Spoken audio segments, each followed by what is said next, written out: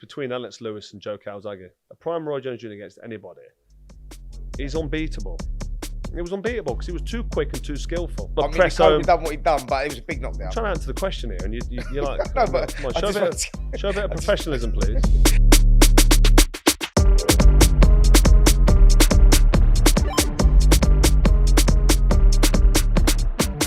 Hello, welcome to Talk Boxing, the Q&A, the fun part, and I'm joined again by the Cobra Cole Froch. Cole, how are you doing?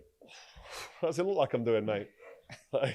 You look good, to be fair. Of course I look. What do you mean to you be look fair? like you look like you're in training for something. I look like a machine. You look like you're in training for something. Watch this space. Say no more. Anyways, let's get on with the questions. This is who have we got here? The first question is from Steve Hardy. Steve says, have you had any issues making weight in the past? Yeah. Or have you heard any stories of people making weight? The only time I had issue making, I mean, later on in my career, when I was 35, 36, so for the George Groves rematch, as an example, you know, the one that happened at Wembley Stadium in front of 80,000 fans? That one. I'm so glad you got that in. I had to take a little bit of weight off. Yeah. Because oh, really? I was 36. Yeah, like morning of the fight, I woke up probably 4 or 5 pounds over than what I usually am. And I went on just a light jog, had a little bit of a sweat, didn't have any breakfast. I thought it was the first fight that you had to drop weight in, because you know when he hit you with that right hand in the first round and you went down like a sack of spuds, you was out cold before you hit the floor, and don't know how somehow you ended up getting up and you walked back to the corner on your heels and you come back out on your heels, and then somehow, amazingly, and that's why you're the Cobra, you come back and took him out. Yeah. But anyway, are you on the George Groves payroll by any chance? Something's going off here. No. Making weight. Yeah, go on. Because I was getting older and the rematch with Groves, even though I trained properly for that rematch, the first fight was hard to make the weight because I was still getting on a bit. I was 36, but I was nearly 37 when I did the rematch. And when you get to your mid-30s, you just hold a little bit more weight. So I had to take a bit of weight off. But the first time I'd really taken weight off properly, where it was potentially dangerous, and the only time I've ever done it in my career is when I fought Mikhail Kessler in the first fight. Right. And if you remember that volcanic ash cloud in Iceland, I do. I've talked about it a couple of times. We flew under that in this little private jet. Nothing glamorous. It was a propelled aircraft, and Rob McCracken was white all the way there because he hates heights. And we was like, we could see the tops of the trees. We was that close to the, we'll probably want that low, but we was low. And Rob was hating it. But we flew in late. Flew in Wednesday or Thursday. It was a day or two before the weigh-in.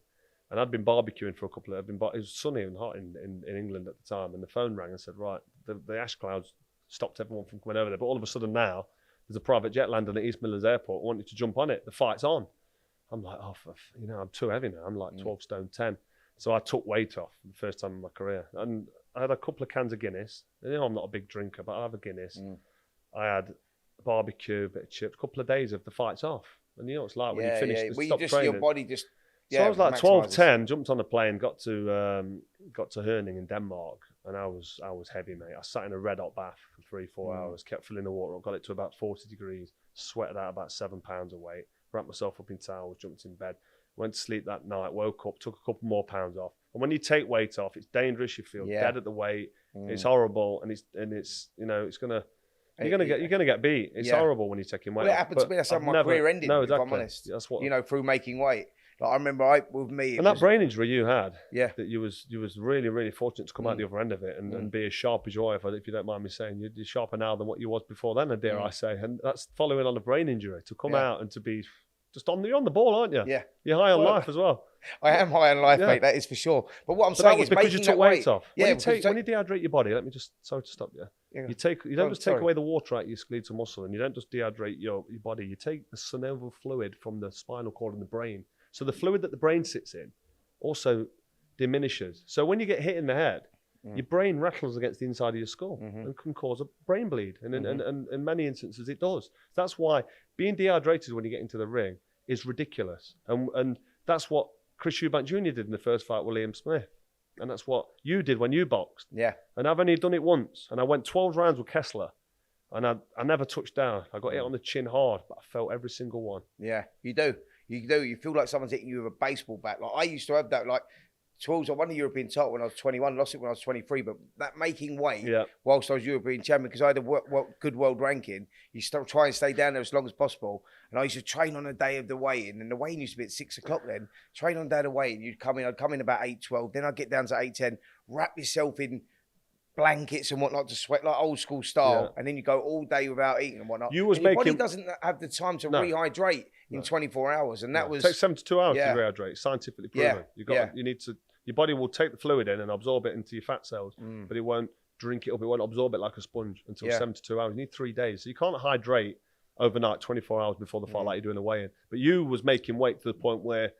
And you'll probably agree with this. Tell me if you don't agree. But I think you should have been fighting. You was at the point where you should have been fighting at the next weight division above. Yeah, featherweight. Yeah, you should have gone up to featherweight. Really, that's where you was. I was never should have been a light heavyweight. I don't think I was big enough. I was a big super middleweight, but I should have never really moved up. I think Lee Wood. I'm stupid and all because I could have moved up and I just smashed Hamid up or something like that. You know, like Prince Nassim Hamid. Yeah. You'd have walked into one of them dirty uppercuts, wouldn't you? I think it's been all right, mate. I'm too educated for that. Listen, he went 12 rounds with a few people that I was surprised he went 12 rounds with. So, listen, there's always... Well, listen, let's move on. Great debate, that one. But look, we've got now Mark Shilton. Mark Shilton, sorry. He says, was a peak Mike Tyson overrated, or was it just a case of the division was not that good at that time? I think the aura that he had around him and that kind of... It was like the ultimate fighting machine that everybody was scared to death of. Was he that good, though? Because he was ferocious. Tyson? Well, if you look at his record, you could say that he probably, when he fought the best, I mean, he had some, don't get me wrong, Evander Holyfield, he fought everyone, Lennox Lewis, but I think, I love Mike Tyson so much. I just think he's brilliant. And I'd just say that, no, he wasn't overrated. You can always pick somebody's record apart and look at names and timings and whatever. But Mike Tyson was the ultimate fighting machine, and he was feared by everybody. And that's part of the fight game. If your opponent's getting in that ring, scared to death to throw a punch, or just thinking, which round am I going to get absolutely killed here, then you've already won the fight. And that's on him because he was so ferocious. So. When Mike Tyson knocked out Trevor Berbick in 1986 as a 20-year-old or whatever, it was 21-year-old or whatever, that Mike Tyson could have probably beaten any heavyweight in any era. Like, that guy was a machine. You know, when you look at those fights, when he boxed Tony TNT Tubbs and he knocked out Tony Tubbs and in Razor Ruddock, you look at all those fights, even Michael Spinks, you see him then, he was a phenomenon. Just demolishing them. It was different, wasn't it? Yeah, it was. It was different. So I think the answer to the question is a peak Mike Tyson. No, he wasn't overrated. He was, for me, one of the greatest. Yeah, I agree with that. Right, let's move on. Right, king size Homer. Like that? As in Homer Simpson? I don't know. How's it spelled? Homer. Homer. Oh, I thought you said something else. Yeah, it's all right. King size Homer. He says, in your option, Cole. In my option? Or opinion? Excluding, in your opinion, sorry, excluding yourself. Yeah. Who was the best British boxer of all time? It's between Lennox Lewis and Joe Calzaghe. Between them two. And it's what you like. Sorry, mate. Where are you going? Where are you going with your notebook? Wait, where am I going with this? Where is it? It's Lennox Lewis and Joe Calzaghe, mate. It's the same. Was that your notes? Yeah. Wonder what you was doing there. Yeah, notes, mate. I thought you was looking for your medication. No, I had the whole head removed. Do you remember? Yes, for notes. Yeah, Lennox Lewis. It's got to be Lennox Lewis, Joe Calzaghe. Would you throw Naseem Hamed in there? Probably one of the most exciting fighters. At his time, he was a phenomenon. It's tainted in it with the Barrera loss, and then when he was it Manuel Calvo. We were talking about this the other day. That's after the Barrera fight, wasn't it? Yeah, after the Barrera fight. But the Barrera fight just exposed him, but he never had a good training camp. I was talking to Dominic Ingle. He was 2 stone overweight about 3 days before. He hadn't trained for that. I spoke to him about that. When Junior Witter fought Love More and Do in Los Angeles, I was out there training with the Battersea bomber Howard Eastman for the Hopkins fight, and I spent a lot of time with the Ingles, more so Dominic Ingle, who was training him out there, and they just said, listen, if you'd have seen the training camp, which we got a glimpse of that training camp before the Barrera fight, actually on the documentary that he did later on, and he wasn't sparring. He said the sparring he did have, he got absolutely clattered. His head was flying all over the place. And then he had this thing with the gloves on the night where he was messing around. He did himself more damage in that fight ever. He shouldn't have took that fight when he did. It's his legacy, isn't it? When we talk about legacy fights, like, look, you come out at that and that was time, a bad example of Naseem Hamed against Barrera there. Yeah. I think a prime Nas, when he's on the ball, I think he beats Barrera. I think he beats him. But you can't say he does because Barrera was such a good fighter and he had the And big fights with who's yeah, but when Naz was boxing people like Tom Boom Boom Johnson, even when he beat Steve Robinson, when he beat Vazquez, when he was going through those type of guys, remember the Augie Sanchez fight? And Augie Sanchez and Daniel Alicia and all those guys, when he was going through those, Daniel Alicia, you're going right back there, early doors. Yeah, I know, mate. He got dropped in that one. Yeah, he did. And he got up to win. He did, and Augie Sanchez, he got dropped and all. Yeah. And Kevin Kelly got dropped. He did. Yeah, but that shows the mark of a great champion, doesn't it? Of course it does, yeah. Like I've been dropped twice in my career, got up both times to win. But you already know that. I do know that. Do you know that? I know more. I know more about your career than you do. How come it always comes back to me when you were talking about other people? No, do you know what? Because you're always talking about yourself, so I suppose it'll just throw it back to you. But yeah, no, it's a fascinating one, isn't it? It is. Yeah, I would go. What was the question? Who's the greatest British boxer of all time? Yeah, Lewis. Lennox Lewis. Lewis or Calzaghe. Calzaghe, yeah. All right, let's move on. Me aside. Yeah, we can't put the Cobra in there. Right, next question is from Daniel. Who would win between a prime Roy Jones and Joe Calzaghe? Prime Roy Jones. Yeah. That's not even a question. No. For me, it's not even debatable. I don't know if Daniel said that because Joe Calzaghe beat him at the Madison Square Garden back in 2008. November 2008, I think it was. Why do I know that? Because I was there. I was commentating ringside.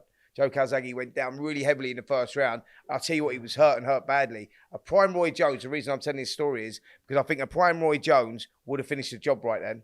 But it wasn't a prime Roy Jones. And after a few rounds, Joe worked him out and done what he does great. Joe's a great warrior. Joe had stepped up to light heavyweight and he was on his downslide. He was over the peak of the hill one time. And he took a fight up at light heavyweight against Roy Jones and Hopkins. Yeah. And I thought that Hopkins fight, I think that fight was, he could have lost that one. I think he beat Roy Jones on the points when I scored it. He won it easy. He won Jones easy. He finished down the stretch, he outworked him. Yeah, he done it the easy. Hopkins fight, I could sit here and say Joe Calzaghe lost that one. But if I say it, people are going to go, oh, he's bitter. So Calzaghe went in there and did the job. And it was a good win beating Hopkins because what Hopkins went on to do after that.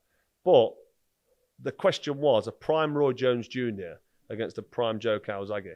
Let me tell you something. A prime Roy Jones Jr. against anybody, and I'm including myself in that, so you know I'm not giving Joe Calzaghe stick. A prime Roy Jones Jr. against anybody, he's unbeatable. He was unbeatable because he was too quick and too skillful. Yeah, I agree. I agree. The Roy Jones that done James Toney, that Roy Jones was phenomenal. And that little era there around super middleweight before he stepped up to light heavyweight. Right, let's move on. Hendricks asks, based on your own experience, how important is the coach in the corner in between rounds? It's a good question, that one. Depends what sort of personality you've got and what sort of character you've got. I'd go to my coach, Rob McCracken, for a bit of reassurance. Obviously, you need the advice and he'll tell you what's happening in a certain way. But it's about that that kind of cohesion between you and your coach and being able to read each other. And I'm not going to go deep and telepathic, but I can tell by the look on Robert McCracken's face and by his body language when he gets in the ring and how he gives me that water and how that towel goes across my face, how I'm doing.